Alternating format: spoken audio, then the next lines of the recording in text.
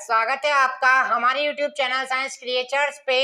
हमारी GS special series चल रही है जहां में पर हम आपके लिए साइंस के प्रीवियस ईयर में आए हुए जो सवाल व जो इस वर्ष के लिए इम्पोर्टेंट सवाल हर टॉपिक का आपको संपूर्ण विश्लेषण करवाते हैं। तो आइए, हमारा एक छोटा सा सेशन होता है डेली का। तो आइए आज का सेशन चालू करते हैं।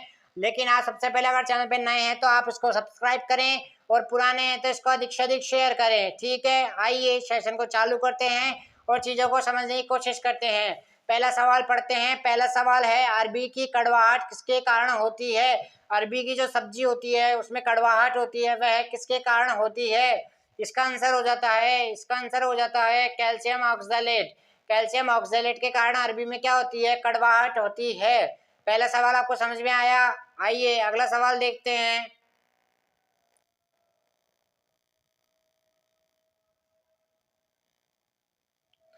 दूसरा सवाल है, निम्नलिखित में से कौन सा पौधा C4 पौधा है?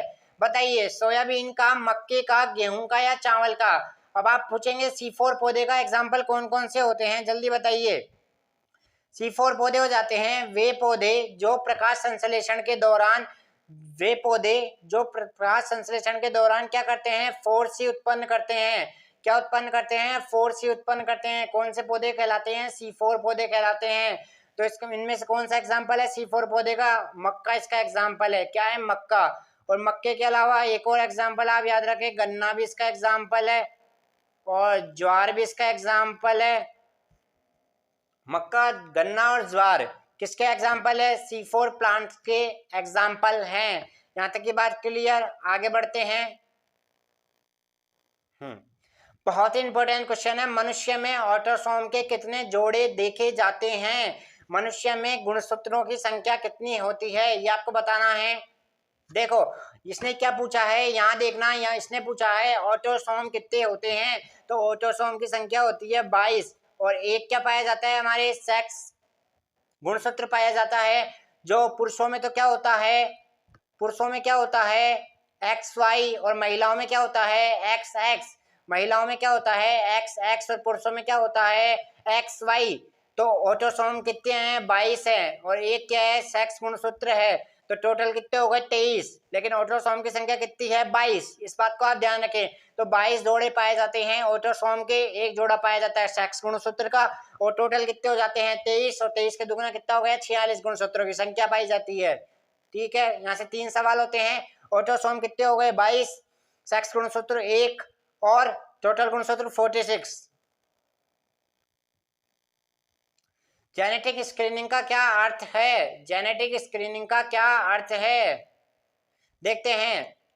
देखो, जनसंख्या में जीन का विश्लेषण नहीं हो सकता, वंशावली विश्लेषण नहीं, जेनेटिक से कोई उसका संबंध नहीं है स्क्रीनिंग से। माता पिता में बांझपन, ये तो ऐसे ही गलत हो गया। तो पहला देखते हैं, पहले को पढ़ते हैं। किसी व्यक्ति में किसी विशेष जीन की उपलब्धि की जांच करने के लिए डीएनए का विश्लेषण।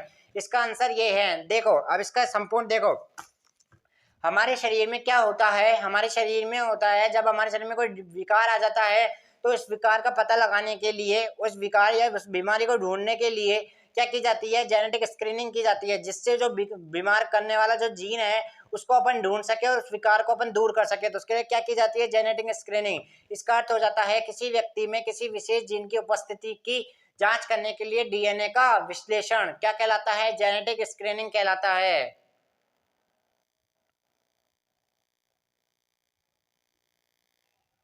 कार के पीछे यातायात देखने के लिए निम्न में से किस दर्पण का उपयोग किया जाता है? बहुत इंपॉर्टेंट क्वेश्चन है। यह जब भी साइड मिरर आता है हमारे वाहनों में जो लगते हैं, वह किसके कारण होते हैं? जल्दी बताइए, वह कौन सा दर्पण है? दैट इज एग्जाम्पल उत्तल दर्पण। किसका एग्जाम्पल है? उत्तल दर्पण। उत्तल दर्पण क्या लगता है? आप जब अपने मिरर में देखते हो तो आपको बहुत वाइड दिखता है पीछे का, बहुत वाइड, मतलब जितना एरिया आपको, जितना वो कांच द्वारा कवर किया जा सकता है उतना एरिया आपको दिखाने की कोशिश की जाती है, जिससे आप पीछे से आ रहे वाहन को अच्छी तरह से ऑब्जर्व कर सकें। क्या कर सके? ऑब्जर्व कर सके। तो वहां पे कौन से दर्पण का उपयोग किया जाता है? उत्तल दर्पण का। किसका उपयोग किया जाता है? उत्तल दर्पण का। अगला क्वेश्चन देखते हैं। Fibre optics. Fibre optics signal स्रोत है, किसका फाइबर ऑप्टिक्स संबंधित है? ऐसा सवाल आता है। एग्जाम्पल प्रकाश तरंगे। किससे संबंधित है? प्रकाश तरंगों से। आप इतना ही ध्यान रखें, fibre optics that is related to be प्रकाश तरंगे। किससे संबंधित है? प्रकाश तरंगों से संबंधित है। बस आइए अगला सवाल देखते हैं। बहुत इंपॉर्टेंट सवाल है, बहुत इंपॉर्टेंट। अभी तक अपने जितने ही पढ़े, जिनमें सबसे ज्यादा महत्व अगर कोई सवाल लगता है वह यह वाला है।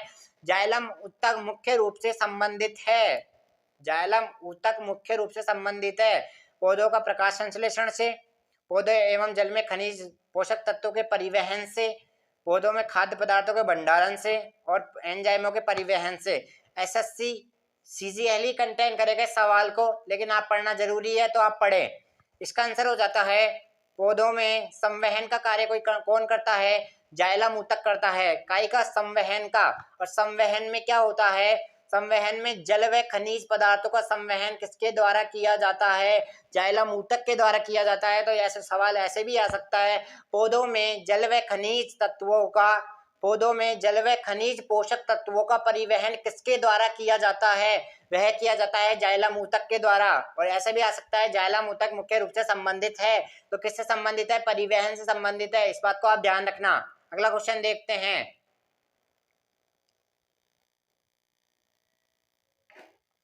देखो, निम्नलिखित में से किसमें गुणसूत्रों की संख्या सबसे अधिक है? मनुष्य। कितने गुणसूत्र होते हैं? 23 गुणसूत्र होते हैं। कितने गुणसूत्र होते हैं?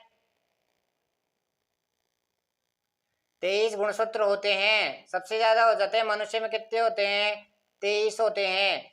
लेकिन इसने पूछा है सबसे अधिक किसमें पाए जाते हैं? टेरिडोफाइट में। टेरिडोफाइट में कितने गुणसूत्र पाए जाते हैं? 630 गुणसूत्र पाए जाते हैं टेरिडोफाइट में। और 630 का दुगना 1260 जोड़े पाए जाते हैं। 1260 गुणसूत्र अर्थात 630 जोड़े पाए जाते हैं काय में? टेरिडोफाइट में। तो गुणसूत्रों की संख्या सबसे अधिक काय में पाई जाती है?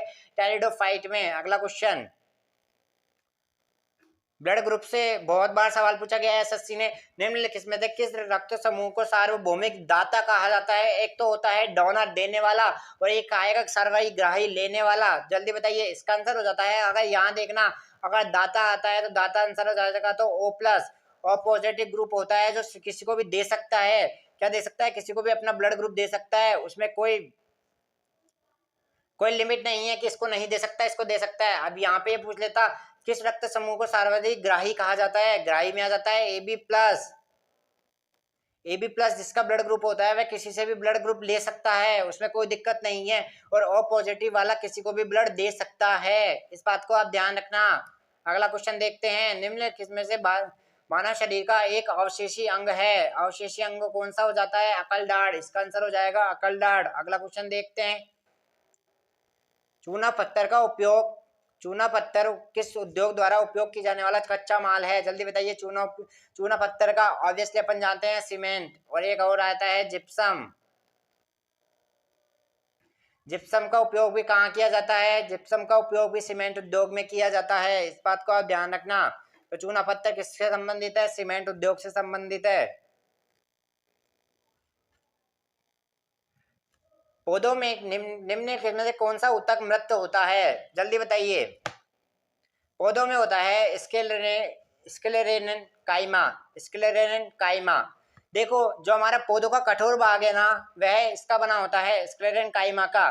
जैसे पौधों का कठोर भाग कौन सा होता है? बाहर तना जो भूरे कलर का होता है वह स्क्लेरेन काइमा का होता है। वह किसका उदाहरण है? मृत ऊतक का उदाहरण है। किसका उदाहरण है? मृत ऊतक का उदाहरण है। इस बात को आप ध्यान रखें। किसका उदाहरण है? मृत ऊतक का उदाहरण है। यहाँ तक की बात क्लियर हो चुकी है। आइए, टॉर्क किसकी एसआई यूनिट है? टॉर्क की एसआई यूनिट बताना है। Newton metre. टॉर्क की आ जाती है न्यूटन मीटर। और टॉर्क क्या होता है? टॉर्क होता है किसी वस्तु में घुमाव की माप टॉर्क से संबंधित है।